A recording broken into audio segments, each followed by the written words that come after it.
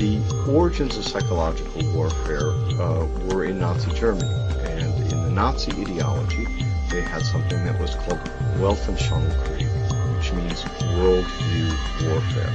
The idea for them was imposing the Nazi worldview on the countries that they had occupied. The Americans picked up this idea, created an American version of it, and called that psychological warfare.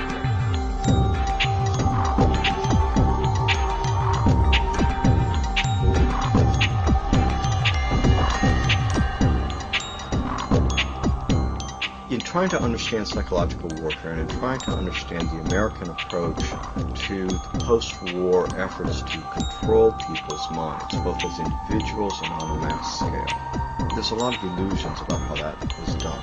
Were Nazis involved in that process? Yes, they were. Mind control was a psychological warfare weapon that Adolf Hitler regarded as the answer for taking over the entire planet.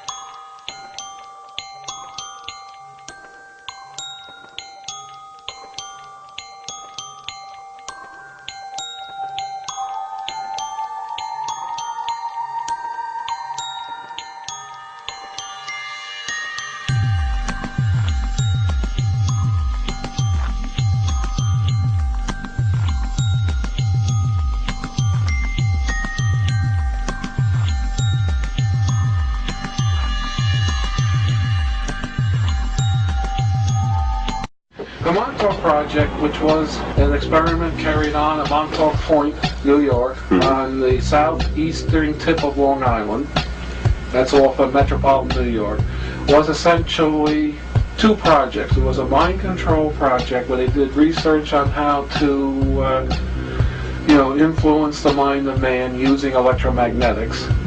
It also evolved into a time travel project. They found out that they could actually bend time with the same equipment that they used to bend minds.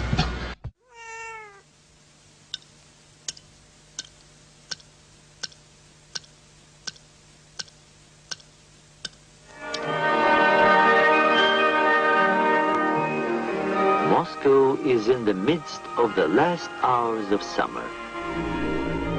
Brainwashing, hypnosis, and even surgical manipulation of the human brain has all been researched thoroughly by the CIA. To provide an objective record of a subject's behavior, she's filmed before treatment and again after treatment, and the two films placed side by side.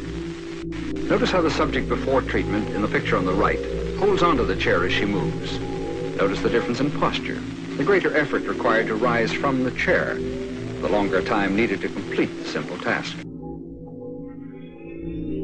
He would cut the skin, take the skin flap back, roll it back. He would then literally remove the skull, the top part of the skull. The patient all this time is under a local anesthetic, completely conscious.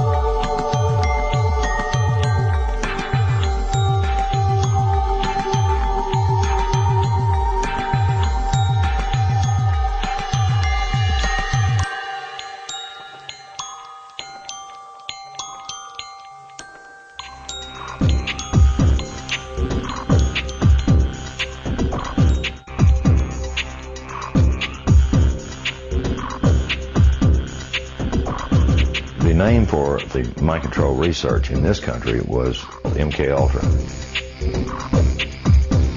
MK-Ultra was one program of a series of programs that came out of the CIA to experiment with different types of mind control, using drugs, using electroshock, using insulin shock, and other techniques.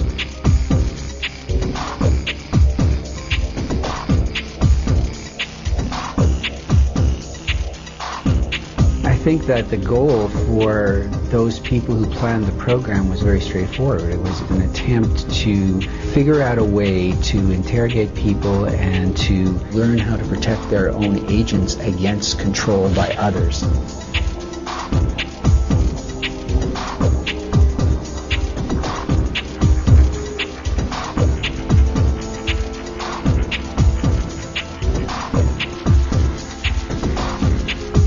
If you put someone in a position of being disabled by not feeding them or not allowing them to sleep or overwhelming them with sound, if you use massive shock treatment and you give people massive doses of drugs such as PCP or mescaline or amphetamines or LSD, and if you put them in periods of darkness where they can't predict from one minute to another what is going to happen next, so they're always dreading, there's no consistency to sort of what's going to happen, anybody can be put in a position of being open to brainwashing.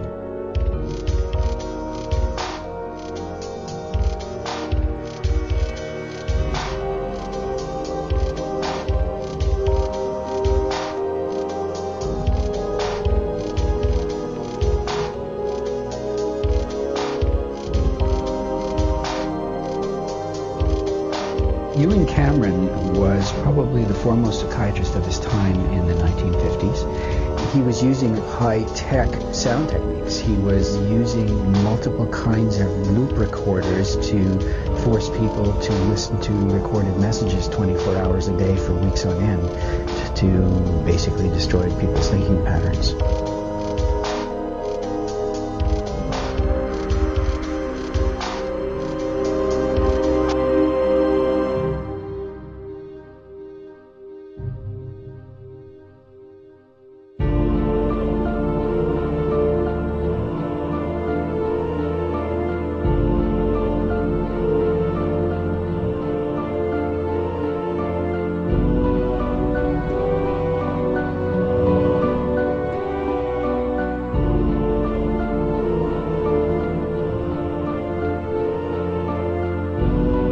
Look at the PET scans, they're different. If I try to impersonate a different persona while I'm getting PET scans, my brain will look the same.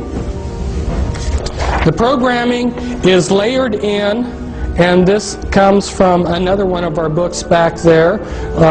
Cisco did amazing drawings where she invited her different alters, her different personalities to work together on putting down on paper what they were seeing, because they had no talk programming. And the programming that is so sophisticated, there's so much to talk to you about. I mean, how they're using implants and on and on and on.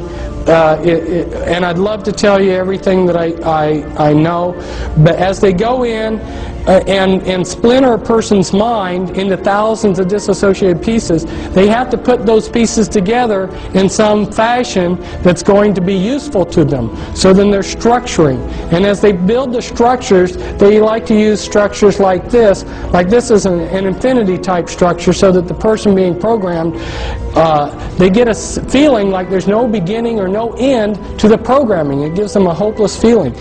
And then when the master finally, the programmer or the handler finally has finished programming the slave, he will have a 3-ring binder, a laptop computer with pages that look like this, and if he wants to call up a particular alter, he would say, like Brown Levi 2003 11A, Brown Levi 2003 11A, Brown Levi 2003 11A. That right there would be the access code to pull up a particular personality that they would want. And a lot of these personalities will not live in reality. They live in a total science fiction world. They've been dehumanized. Here's how one of Cisco's alters perceived herself. And they use Walt Disney movies for the programming. As you can see, this is from a Walt Disney movie where a doorknob it takes on life. If you showed a Walt Disney movie like this, you're creating the images for them to use hypnotically as they go in and do the behavior modification and hypnosis on that altar. And so this could be used to create a doorknob alter within a person's mind. And as they go through the dehumanizing process, I have a heart. I'm not a human. And then they've been dehumanized to think that they're maybe a horse or a dog or a cat or whatever.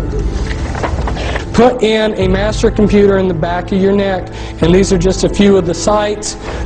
These are the audio implants. There's about 6 different major categories of implants. You've got mimics implants, you've got auditory implants, holographic implants anyway, and when they program, they layer in the programming. They use a lot of, some of the base programs are your Alien scripts, your Alice in Wonderland, and Wizard of Oz. Those are very common base programming scripts. And also Star Wars and Star Trek.